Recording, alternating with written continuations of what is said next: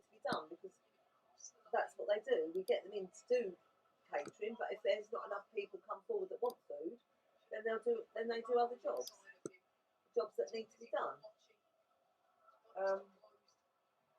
She was quite happy with that. She said to me, she said, "You've got to remember, these questions are asked of me. I put them in the minutes, because once they're asked, I've got to put them in the minutes. Doesn't matter if me I necessarily agree with what they're asking." She said to me, "You've got to remember, these questions are asked of me. I put them in the minutes, because once they're asked, I've got to put them in the minutes." Oh, I asked her about the hall bookings. What is it about the hall bookings? Then she said, "Well, she said, well, I got the impression they were asking whether or not we were charging too much, and whether we were missing out." I said, "Well, we are at the moment, because nobody's having any." I said,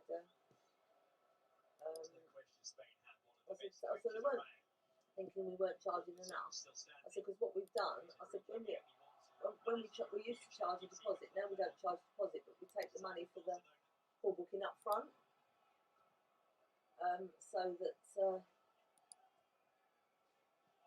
it acts as a deposit. They pay their money straight away, but they can't just sort of, they feel as if they paid some money towards it. All right, okay. She said, "I actually leave that. There are things that are mentioned in the minutes, and I put them down there because we might talk about them sometime in the future." She said, "They're not necessarily urgent things, they're just so I don't forget about them." She said, "But if we haven't talked about them in a while, then I gradually drop them off the list." So I asked her about the uniform. I said, "This is a bit of a weird one." I said, "So first off, you were going to agree to buy one shirt each. Then somebody suggested we buy two, and then somebody suggested we didn't buy any." So basically, Dean suggested we bought one shirt each, which is what I'd suggested for casual staff. Mick Knowles said, "Why don't we buy two?" Oh, I was told that. She said, and then it was suggested that we didn't buy any at all until after they'd been here for 6 months. She said, "Who do you think asked that?" I said, "I said Ian Drake." She said, "Yeah." I said, "Well, I've got a suggestion to put forward to you, because a lot of them want to be part of the club, and they want to be wearing their shirts straight away. So why don't we buy them their shirts straight away, and then put it in the contract that they'll get a shirt, one or two, however many they decide on. But if within 6 months they hand their notice in, or they have to leave and they don't return the shirt, then we can take the cost of the shirt out of their final wage packet." Did you get that? Yeah. Which she thought was a good idea.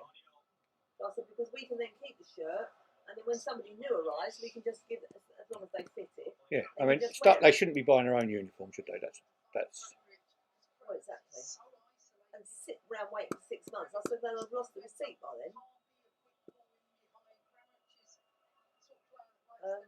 I said we bought 3 because we were all here every day.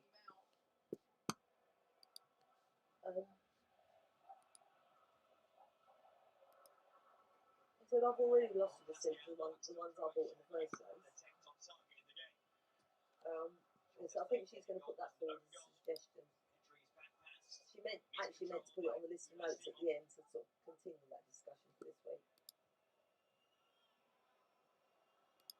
She says she doesn't actually think there's going to be an issue with the Mick Knowles thing, because all the youngsters thought he was completely right. I don't suppose Tony's going to be there, but I'm guessing the others will be. So.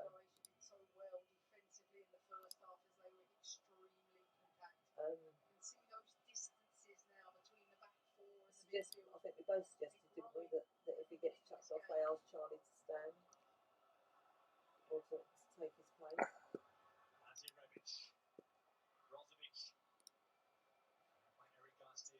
It would appear that you can, as Nick had already told us, you can keep bar